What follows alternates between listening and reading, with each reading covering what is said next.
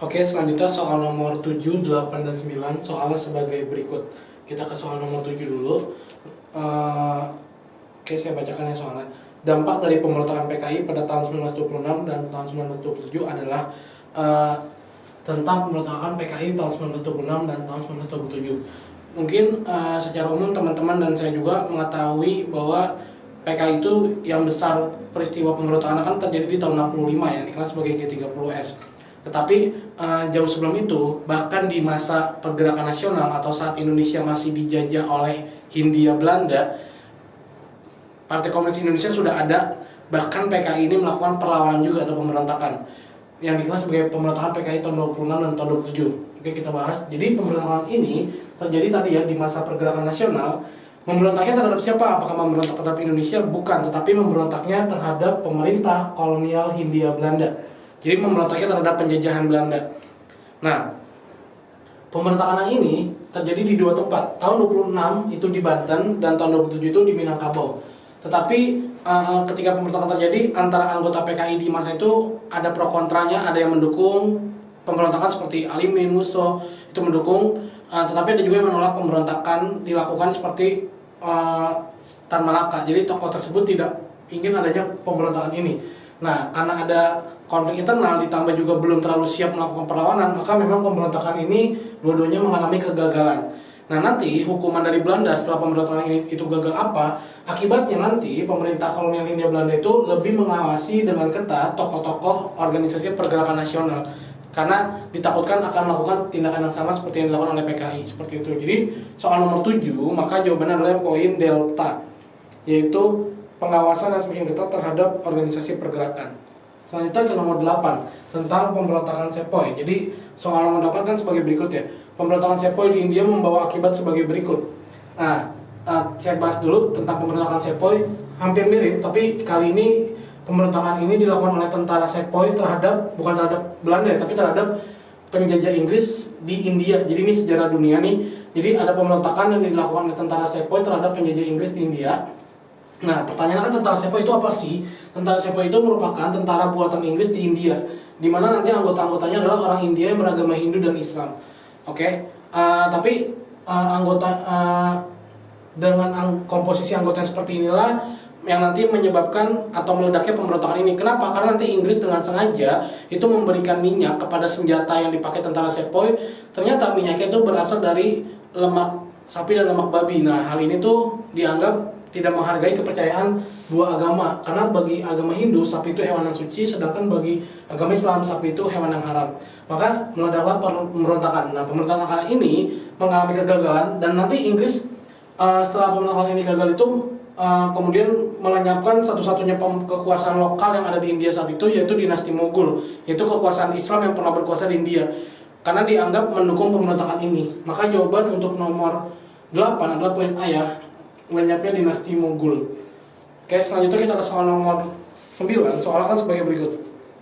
Pada tanggal 5 September tahun 1943 dibentuk Chosangin atau Badan Pertimbangan atas anjuran Perdana Menteri Hideki Toyo. Ketua Chosangin ini adalah Insinyur Soekarno. Tugas badan ini adalah, oke, kita lihat nomor 9, kelihatan ya. Jadi soalnya kan mengenai Chosangin. Saya bahas sedikit. Chosangin atau Badan Pertimbangan itu didirikan pada 5 September tahun 43 sesuai dengan, ini sering keluar juga nih di berbagai soal diperhatikan, sesuai dengan Osamu Seirei nomor 36 dan 37 tahun 1943. Osamu Seirei ini mungkin semacam peraturan atau undang-undang seperti itu. Dan ketua badan ini adalah Insinyur Soekarno. Jadi kalau di zaman sekarang Chosangin itu mungkin mirip-mirip seperti semacam DPR, atau di zaman Hindia Belanda itu semacam Volksraad. Tapi kalau ini tidak terlalu mengimbangi kekuatan pemerintah Jepang, karena pemerintah militer Jepang sangat kuat, makanya badan ini tugasnya hanya memberikan usul kepada pemerintah militer pendudukan Jepang di Indonesia soal kebijakan-kebijakan yang akan dilakukan. Seperti itu, hanya memberikan usul, belum tentu usulnya dilaksanakan seperti itu. Jadi ini tentang Chosangin. Maka nomor 9 jawabannya adalah poin C ya, yaitu mengajukan usul kepada pemerintah serta menjawab pertanyaan pemerintah mengenai tindakan yang perlu dilakukan oleh pemerintah militer. Seperti itu. Jadi inilah pembahasan soal nomor 7, 8, dan 9. Selanjutnya nanti kita akan membahas mengenai nomor 10, 11, dan 12. Oke, selanjutnya soal nomor 10, 11, dan 12. Oke, kita lihat dulu soal nomor 10. Ernest Francois Eugene Dostoevsky mendirikan lembaga pendidikan di Indonesia yang bertujuan untuk menghasilkan Reader's Cup bagi Indonesia mereka di masa mendatang, yaitu nomor 10 membahas mengenai tokoh yang bernama Ernest Dostoevsky. Jadi di Indonesia itu ada dua nama yang memakai nama Dostoevsky. Ada yang pertama Edward Dostoevsky dan yang ini adalah Ernest Dostoevsky. Jadi nanti teman-teman perhatikan nama depannya ya. Kalau yang Ernest Dostoevsky, dia nama Indonesianya adalah Danudirja Setiabudi. Di mana nanti Ernest Dostoevsky ini aktif di masa pergerakan nasional dengan mendirikan organisasi dan mendirikan sekolah.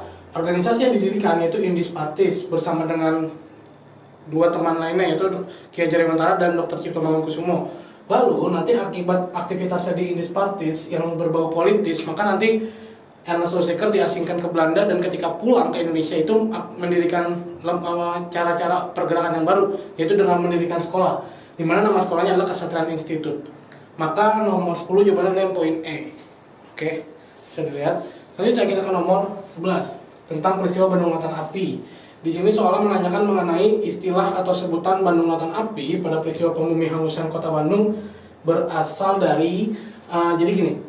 Tentang peristiwa Bandung Lautan Api ini adalah suatu peristiwa yang terjadi di masa awal kemerdekaan atau di masa mempertahankan kemerdekaan. Karena setelah Indonesia merdeka sekitar baru 1 bulan, itu nanti Belanda dan Inggris datang ke Indonesia dengan niat yang berbeda sih awalnya. Kalau Inggris itu dipimpin oleh tentara namanya Afney, dan Belanda nama tentaranya Nica datang ke Indonesia, dimana kalau Inggris itu tujuannya untuk menangkap-nangkapi tentara Jepang, sedangkan kalau Nica Belanda itu ingin menjajah kembali Indonesia. Tapi bagi rakyat Indonesia, kedua belah pihak ini, baik Inggris maupun Belanda sama aja gitu, semacam mengganggu kemerdekaan Indonesia. Maka nanti terjadi konflik antara pihak Indonesia dengan pihak Afney dan Nica, di mana nanti banyak konfliknya masuk ranah konflik fisik yang nanti menghasilkan berbagai peristiwa. Salah satunya adalah Bandung Lautan Api ini.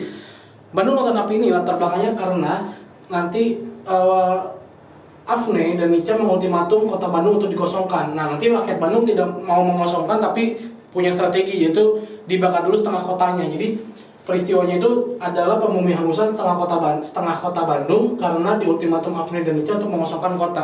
Seperti itu. Jadi setengah kotanya dibumi hanguskan. Nah, kita zaman sekarang mengetahui peristiwa itu dengan istilah atau dengan nama Bandung Lautan Api itu dari mana? Nah, itu berasal dari istilah yang ditulis oleh seorang wartawan yang bernama Aji Bastaman, yang dimana nanti Aji Bastaman ini menulisnya dalam harian Suara Merdeka tanggal 26 Maret 1946. Oke, jadi jawaban untuk nomor 11 adalah poin C, yaitu melalui wartawan yang bernama Aji Bastaman. Oke, selanjutnya kelihatan kan ya, nomor 12 tentang soalnya sebagai berikut.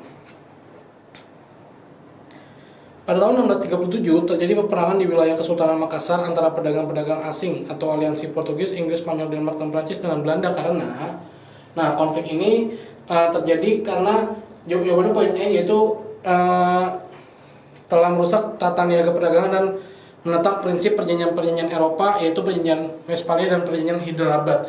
Tentang apa sih perjanjian Westphalia dan Hyderabad itu? Mungkin saya jelaskan sedikit. Jadi perjanjian Westphalia dan perjanjian Hyderabad ini adalah perjanjian yang disepakati negara-negara Eropa seperti Spanyol, Prancis, Inggris, Jerman, Portugis, dan Belanda untuk menghentikan 2 perang. Jadi negara-negara Eropa ini pada awalnya berperang, di mana nanti menghentikannya dilakukan melalui perjanjian namanya Westphalia dan Hyderabad ini.